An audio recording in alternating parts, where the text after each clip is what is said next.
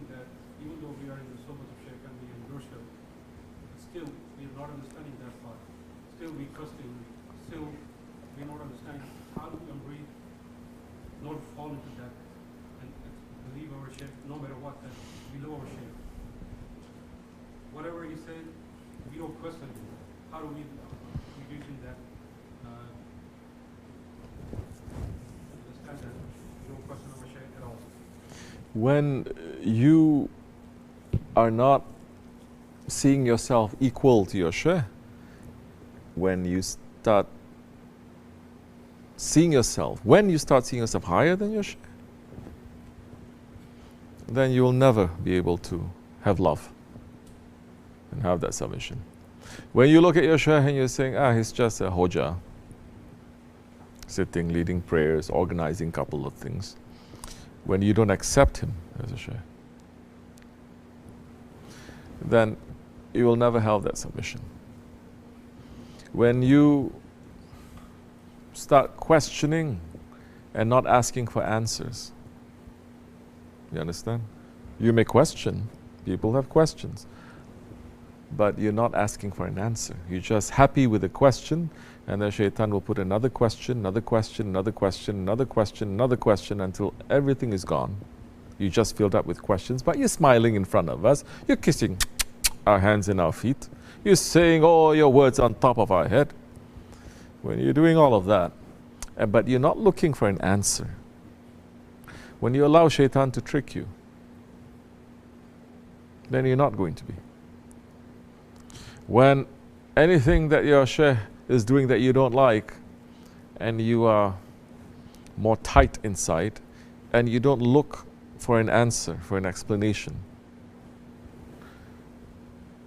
then all those doubts and everything will just become a cancer. So how do you reach to that level of submission? It takes years. It takes years. First, very simple thing, if you have a question, ask. If you have something, find an answer for it. First step, everyone who turns away from us, first thing they do, what is that? What is that? They stop interacting. They separate themselves. They separate themselves from me. Then they separate themselves from each other, separate themselves from the Jamaat. You look to them, they're the most humble people. The separation. Shaitan was the first to separate. First it is, I'm so bad, these people are good. I'm the worst one, these people are good. You understand? That's not honest also. If you think you're so bad, you're going to ask for forgiveness. If you think you've done nothing wrong, then you're not going to come close to ask for forgiveness. If you say, well, I'm saying it in my heart, I'm not saying it by my tongue, then you have arrogance on top of stubbornness. You understand?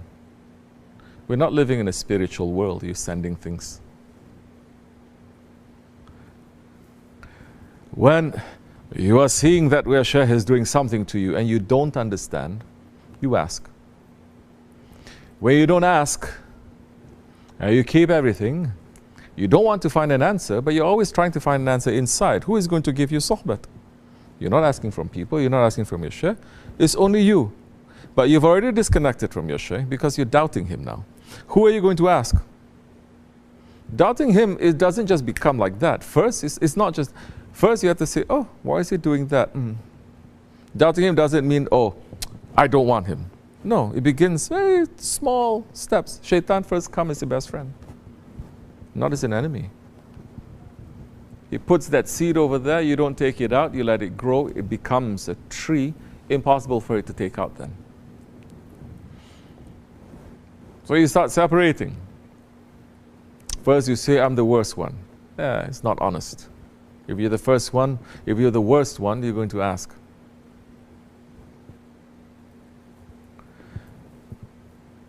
Then you start hating yourself. Why I'm the worst one? I'm not the worst one. These are the worst ones. You understand? Later you say, I'm still okay with the sheikh, but these ones are bad. Then you say, the ones around him are bad. And then later on, the sheikh is looking and smiling. Because once you start inviting shaitan there, then you do one thing wrong, another thing wrong, another thing wrong. You understand? Because then your bayat is very, very thin at that time. That we say, hold on tightly, you start letting go. Then when that happens, just takes one little thing, something to happen, because you keep doing wrong things. One little thing, and the sheikh says, stop. Then they will start screaming, as if we have put them into the meat grinder and we have ground them, as if. We haven't even done that. What's going to happen when we put them to the meat grinder? We didn't do anything, they're already calling us shaitan. Same people who kiss our feet, now calling us shaitan. It's normal. You understand? Are we taking lesson? People are not. Should take lesson. What did he do? What should he have done? Where am I now? What am I doing? What should I be doing?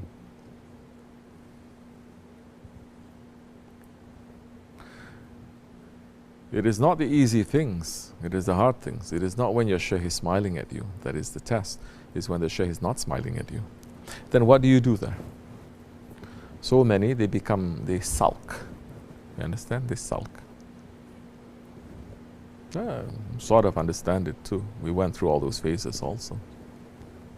But if you tell them, what are the 12 characteristics that saints and prophets they share with a dog?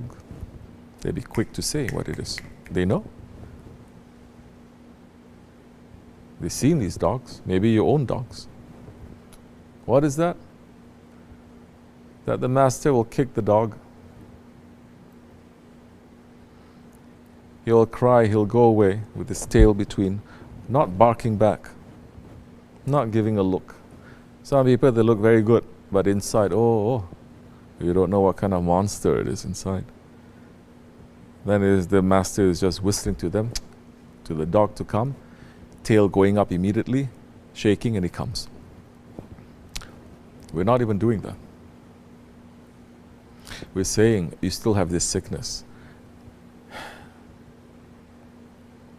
If I don't prepare you for this, we're going to be punished very heavily.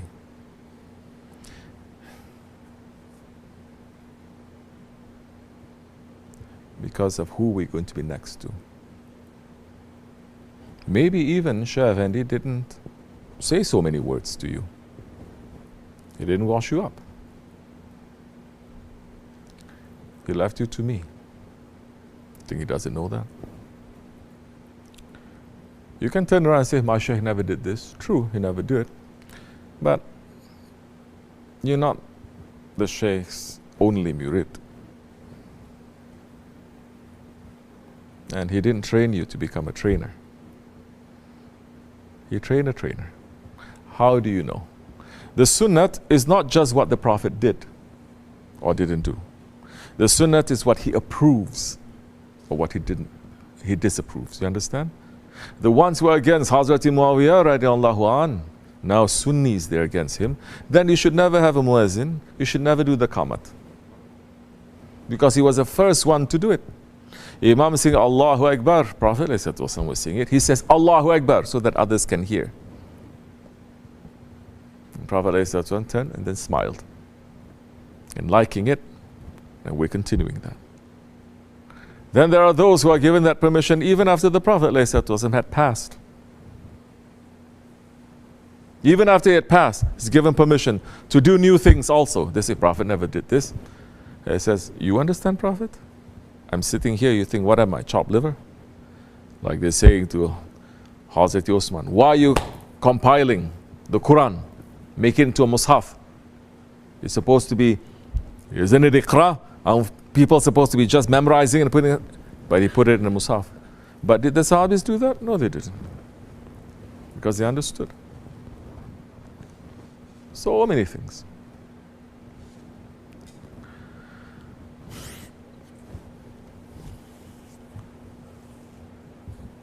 Yeah.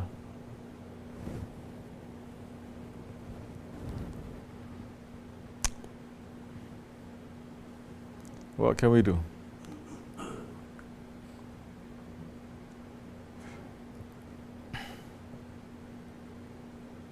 You may say, I think I am harsher than Shaykh Effendi with things.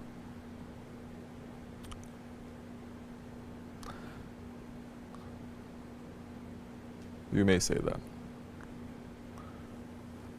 But you cannot say that I'm not trying to understand. I'm not opening the way for you to come and to understand.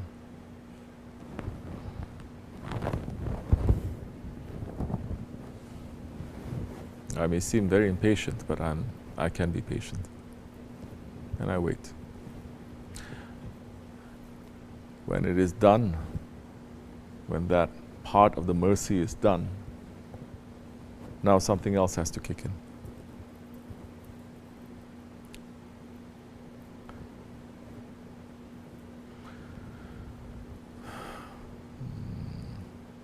So it's not the good things. It's when the Shaykh is touching you. Then you know where your maqam is. It's not when the Shaykh praises you. It's not when the Shaykh says, oh, what a lion you are, mashallah. It's when the Shaykh says, you donkey. Ashek. Huh? Because you do this, or maybe you didn't do anything, and he says, Ashek to you. But if you don't understand what he's doing, and you're saying, ow, is a thorn. How dare you give me a thorn? I give you roses and you give me thorn. Then I say, okay, you haven't reached there yet. I cannot use you. Shaykh Effendi, one time he was crying when he was singing this Ilahi, this poem praising the Prophet ﷺ, and he's saying, may I be your Kitmir, Ya Rasulullah. You know who is Kitmir? The dog that followed the young ones in the cave. The 7 sleepers. Allah is mentioning him. Allah is not mentioning us, He's mentioning that dog. Just because he was with them and he stood there guarding them. Oh, you read today. Forget about putting through the grinder and to come out. We say sit, they get upset. We say out, they get upset. We say get in, they get upset. So we're not even saying anything, they get upset. That is what is happening today. We must take lesson. You understand? Inshallah, Allah forgive us. Allah forgive me, at least. Bless you. Fatiha. Amin. Assalamu alaikum.